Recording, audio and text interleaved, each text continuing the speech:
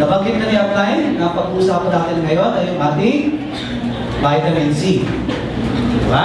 Alam ko naman na lahat ay umiinom ng vitamin C. Tama ba? Yes! Now, parang doon sa mga bago lang po at hindi pa nakakaalam. So magkakaroon po tayo ng demonstration, pakikita ko po sa inyo kung kaano maganda yung ating produkto. Unang-una po, magkakaroon tayo ng Betadine demonstration. Ito po is just a simulation of what is happening inside the body. Diba? So when I say simulation, it will be representing yung lahat mo na tinatawag kong body pollutants. So ibig sabihin, when I say body pollutants, I'm talking to the food, yung mga pagkain paborito ng karamihan. Diba? Yung mga french fries, yung mga fast food products, diba? Yan, paborito yan. Yung mga taong mahilig sa mga pagkain naka-microwave, diba? So yan, kasama yun. Yung nakakalanghap ng maduming usok, yung walang panahon, ika nga sa pagtulog, punong-puno ng stress yung katawan, yan. So ito yung demonstration, tawag natin doon is body pollutant. Ito po yung ating representative doon. Okay? Now, bakit naman nire-represent natin ng water yung ating katawan? It is because 70% of our body is water. So ibig sabihin kung 100 pounds po kayo, may 70 pounds pala doon tubig. 30 pounds lang pala yung katawan mo. Di ba? So imagine nyo yun. So ibig sabihin, ang representation ng water is our body. Okay?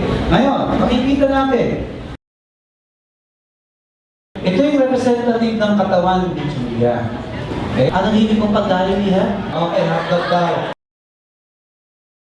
So, may hotdog siya ng almusal. Tanghali, ano? Chicken. Mahilig ka ba sa lechon? Ito, lechon. Mahilig siya maglaro, ika nga. Madala siya sa EDSA, nagja-jogging. Okay ba yun? Ayan, nagja-jogging sa EDSA. Kumain siya ng bacon. Mahilig sa bacon. Mahilig sa burgers. Okay? Ayan, dami na ng dumi ng katawan mo. Now, kung ganyan kadumi ang katawan mo, anak, sa tingin mo ba maayos yan? Gusto mo bang maging malinis yung katawan mo? Ganito gawin natin. Sabi ng karamihan, mag-water therapy. So, dagdagan natin yung tubig na hinihinga mo. Dahil sa timbang mo, sa tingin ko, may 100 pounds ka naman. Ang kailangan mong tubig, 1.5 liters. So, kung yan ang katawan mo, kalahati niyang ilalagay natin. Ano nangyari yan? Nalinis ba yung katawan mo? Hindi. Nalinis ba? Yes! Okay, so hindi yan ha. So gagawin natin, magta-try tayong mag-take ng vitamin C. Okay. So this is your vitamin C. Tandaan natin, ang absorbability nito is 96%. Yung ating sodium ascorbate, ang absorption capability sa body is 96%. Yung ibang uri ng vitamin C na nabibili dyan sa labas na nagpipiso yata yun, okay? Ascorbic acid, ang absorbability nun, 25% lang. Okay, ang laki ng diferensya, ha? Okay, try natin.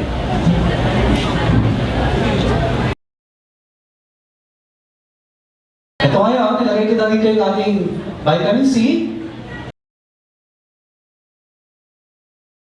So, gagawin natin, lalagyan natin ng vitamin C na kasama yung tubig na ininom. Okay, ayan na. So, ano yung lalala kung pag-inom ng vitamin C? Naging malinis yung kanyang katawan. Ito po is just a demonstration of what will happen to your body kung parati po tayo umiinom ng ating vitamin C araw-araw.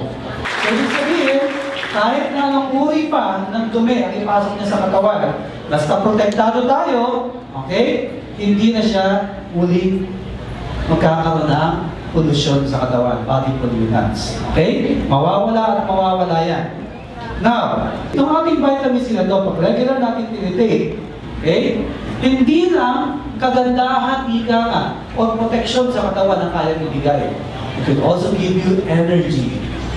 Okay? Lalakas ang katawan ninyo. Kaya nga may mga tao na pag umiinom ito sa gabi, hindi makatulog. Diba? So, ibig sabihin, huwag yung inumin sa gabi. Doon sa mga hindi nakakatulog. Yung iba naman, pag iniinom sa gabi, mahimbing ang tulog. Anong ibig sabihin nun? Hindi pare-pareho ang epekto ng bawat produkto sa katawan natin. Diba? Kasi may iba't ibang metabolismo ang katawan natin. So kung hindi nakababagay sa'yo na uminom sa gabi, huwag mong inumin sa gabi. Kung magandang inumin sa'yo sa gabi at nakakatulog ka ng mahilig, i-take mo siya sa gabi. Klaro? Yes. Yes. Now, let's try.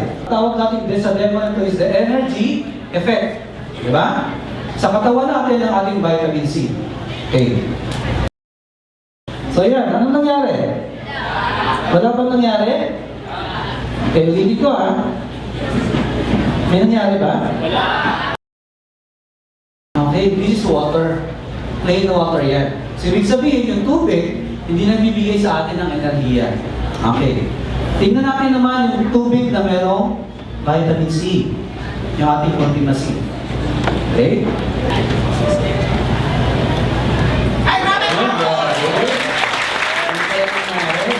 Diba? Ibig sabihin, nagbibigay ng enerhiya ang vitamin C. So when you take the product, nagkakaroon pa siya ng pagkakaroon ng extra energy. Whereas, kung sa tubig natin ilalagay, supposedly meron din yung effect. Lalo na kung mineral water. May kunting effect din yung mineral water dyan. Pero sa kaso nito, wala. Dahil tap water yung ginamit natin. Now, when we use products like vitamin C, it will give us extra energy. So, klaro yan?